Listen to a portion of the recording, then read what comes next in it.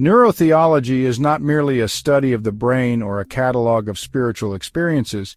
It is a profound exploration of the interplay between the biological, psychological, and social dimensions of our being as they converge in our encounters with the divine. To understand this theory is to see humanity as God designed us, integrated, holistic, and deeply relational.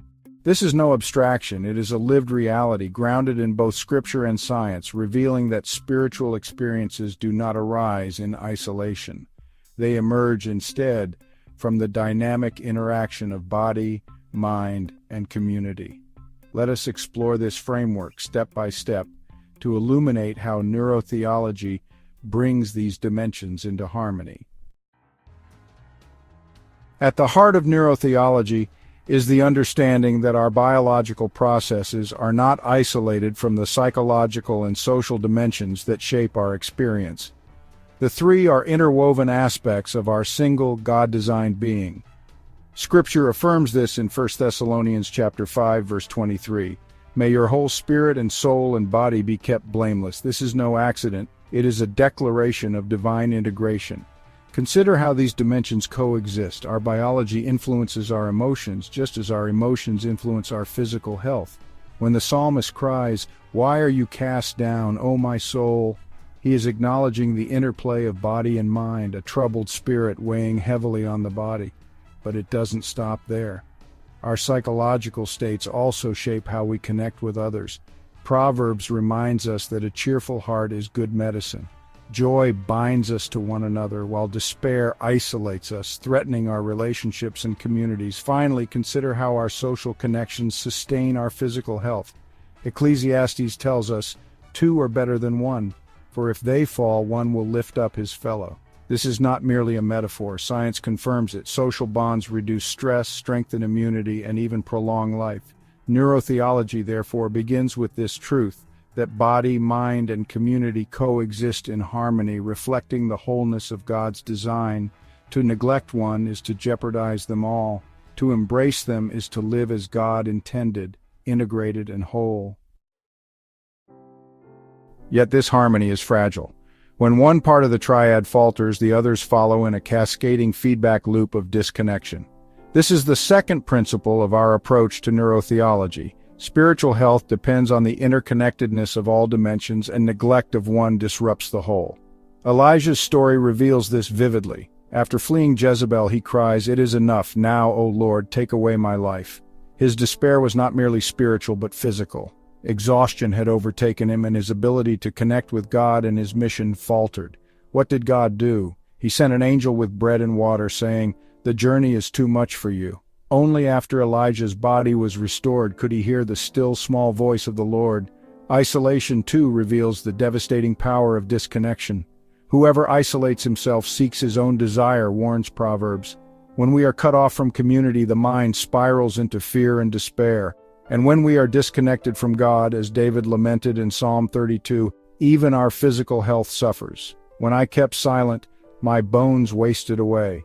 This principle reminds us that spiritual struggles often have biological and social roots, just as physical or relational struggles can have spiritual consequences.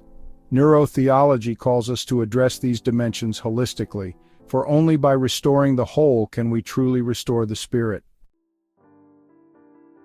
But neurotheology is not merely about avoiding disconnection, it is about cultivating spiritual growth through the interplay of the biological, psychological, and social. Growth, as this theory shows, is not random. It is the result of intentional action in alignment with God's design. Paul understood the importance of the body when he said, "I discipline my body and keep it under control." By disciplining the body through fasting, rest, or exercise, we create conditions for spiritual clarity.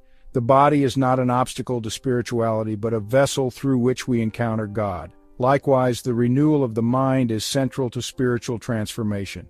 Be transformed by the renewal of your mind, urges Romans, because a renewed mind produces peace, gratitude, and the capacity for deeper relationships. When the mind aligns with Christ, the community flourishes as forgiveness and reconciliation take root. And what of the social dimension? Worship, fellowship, and communal prayer are not secondary to spiritual growth. They are its lifeblood. I was glad when they said to me, "Let us go to the house of the Lord." Together we lift one another up, strengthening faith and fostering resilience. Neurotheology teaches us that spiritual growth is not confined to the brain or the soul. It radiates outward, transforming every dimension of who we are.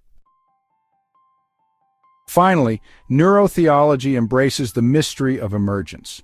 Spiritual experiences are not the product of a single dimension. They arise from the seamless integration of the biological, psychological, and social. This is the third and perhaps most profound principle of neurotheology, that the divine meets us not in isolation but in the unity of our being. Consider Pentecost. Tongues of fire rested upon the disciples, an unmistakable physical manifestation of the Spirit. Their minds were transformed, filled with courage and purpose, and they began to speak in other languages, connecting with communities far beyond their own. This was not a mere moment of individual enlightenment. It was an event in which body, mind, and community converged to bring forth the presence of God. This is the mystery that neurotheology seeks to explore, how spiritual experiences emerge not from the brain alone, nor the soul alone, nor the community alone, but from their integration. It is here, in the wholeness of our being, that we meet God. Neurotheology is more than a theory. It is a vision for understanding how God designed us as whole beings. It reveals that our bodies, minds, and relationships are not obstacles to faith, but the very means through which we encounter the divine.